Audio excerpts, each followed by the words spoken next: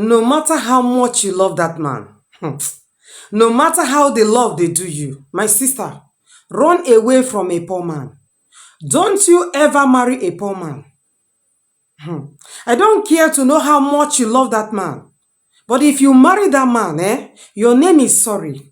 Don't ever marry any man that your parents are better than.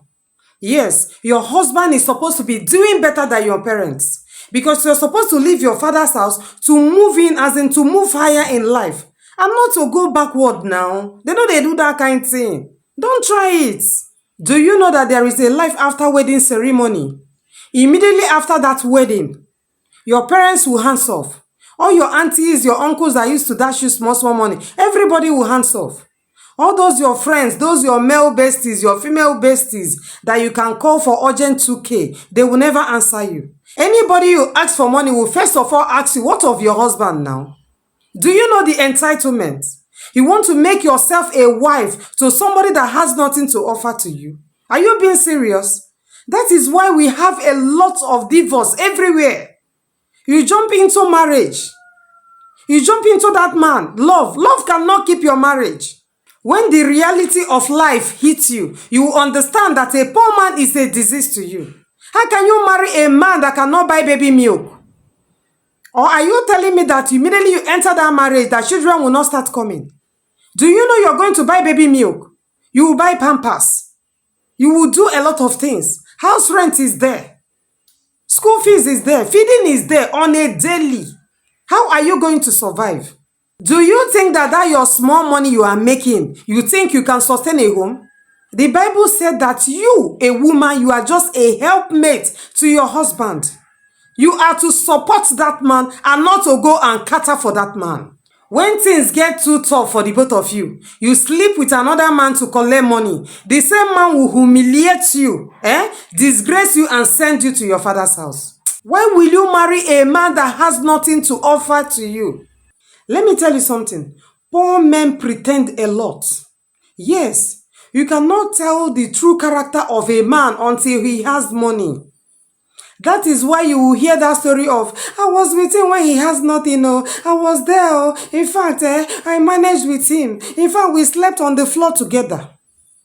It's because the man in him is not out. He is poor. By the time the man in him comes out, you will see the lion in him.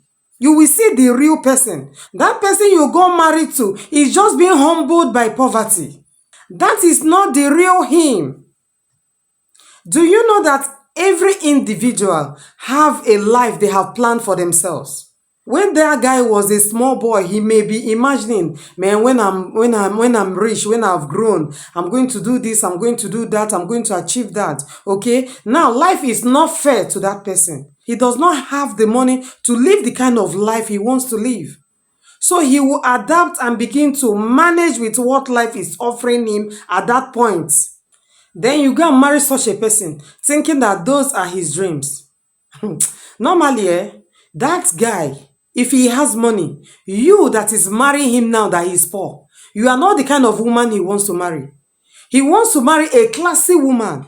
He wants to marry a graduate. He wants to marry a big girl.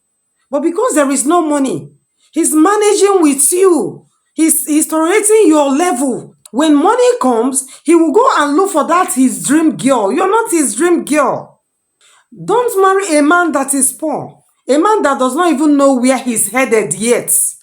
Because he has dreams. He's waiting for money to come for him to manifest his dream. If you marry a rich guy, a wealthy guy, or somebody that is okay, a man that you know that can take care of himself, of course at that point, he knows what he wants. So if he accepts you at that point, there is no way he's going to abandon you tomorrow. I know what I'm saying. Be wise, be wise. Run away from broke guys. Run away from a poor man. Most of you jump into this marriage because of peer pressure. Because your parents are reminding you that all your mates are getting married. It's because you don't have value. Yes, you. Get something doing. Add value to your life. Get a skill. If you went to school, get a job. If there is no job, get a business. If your parents trouble you so much, move out of that house. Rent a place and stay on your own. But don't ever allow anybody push you into marriage that will make you cry. By the time your parents push you into that marriage, you need 1 naira and you come back to them, they will tell you the history of your life. Thank you for watching. Please share this video. Women, be wise.